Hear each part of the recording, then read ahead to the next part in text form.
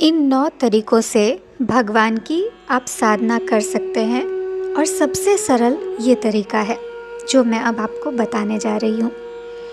कभी कभी भक्त ध्यान के अभ्यास या मंत्र जाप में सो जाते हैं।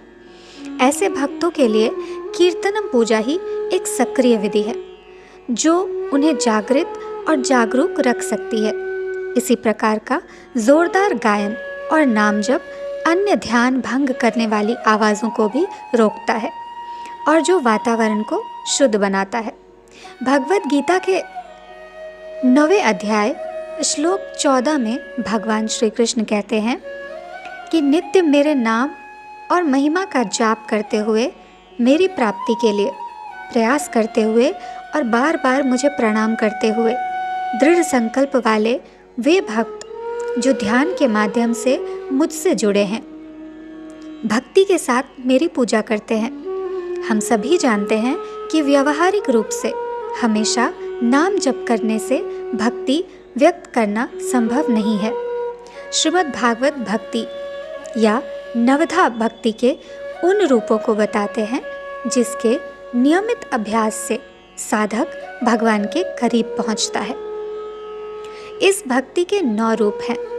श्रवणम यानी भगवान के नाम और महिमा को सुनना, कीर्तनम यानी भगवान की महानता का गायन, स्मरणम यानी बार बार भगवान को याद करना, पाद सेवनम यानी भगवान के चरणों की सेवा, अर्चनम यानी अनुष्ठानिक परंपराओं के साथ भगवान की पूजा करना, वंदनम यानी भगवान के प्रति श्रद्धा रखना, दास्यम यानी भगवान को उनके सेवक के रूप में सेवा देना, साख्यम यानी भगवान को अपना मित्र मानना और आत्मनिवेदनम या स्वयं को भूल भगवान के साथ एक होकर पूर्ण समर्पण कर देना।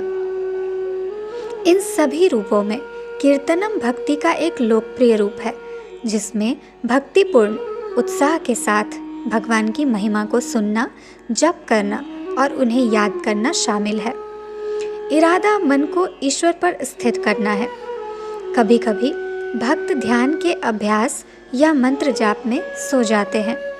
ऐसे भक्तों के लिए कीर्तनम पूजा ही एक सक्रिय विधि है जो उन्हें जागृत और जागरूक रख सकती है।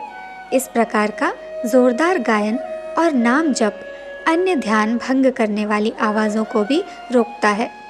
कीर्तनम में अनेक प्रकार के गीत और मंत्र हैं जो मन को एक रोचक विविधता प्रदान करते हैं। जप की प्रबलता से दिव्य स्पंदन उत्पन्न होता है जो वातावरण को शुद्ध और शुभ बनाता है।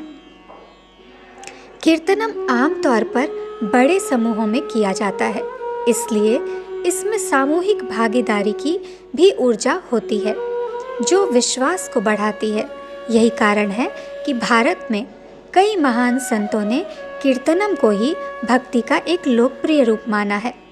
मीराबाई, तुलसीदास, सूरदास, तुकाराम और एकनाथ जैसे भक्ति रस संतों ने भक्ति काव्य की रचना की जिसकी सहायता से भगवान के नाम का जाप किया जा सकता है। भगवान के प्रति दैनिक भक्ति भी खुद को उन गतिविधियों में शामिल करके व्यक्त की जा सकती है जो भगवान की महिमा बढ़ाते हैं। वास्तव में हम जो कुछ भी करते हैं उसका परिणाम भगवान को अर्पित करके उसे एक भक्ति गतिविधि में बदल सकते हैं। भगवान के प्रति समर्पित हर गतिविधि अनन्य भक्ति अभ्यास में बदल सकती है। जो लोग इस तरह से भक्ति का अभ्यास करते हैं वे सुबह जल्दी उठते हैं और साधना, प्रार्थना, योग साधना और ध्यान में जुट जाते हैं। वे अपना सारा समय जागने से लेकर सोने तक ईश्वर और उन साथी प्राणियों की सेवा में लगाने की कोशिश करते हैं जिनमें वे ईश्वर को देखते हैं। दूसरों के साथ उनके व्यवहार में भगवान के प्रति उनकी भक्ति दिखाई देती है।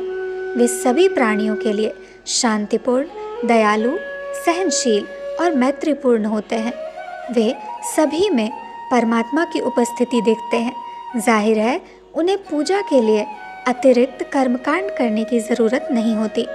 वे किसी भव्य मंदिर में या अपने स्वयं के घर में समान भक्तिपूर्ण भाव से पूजा करते हैं।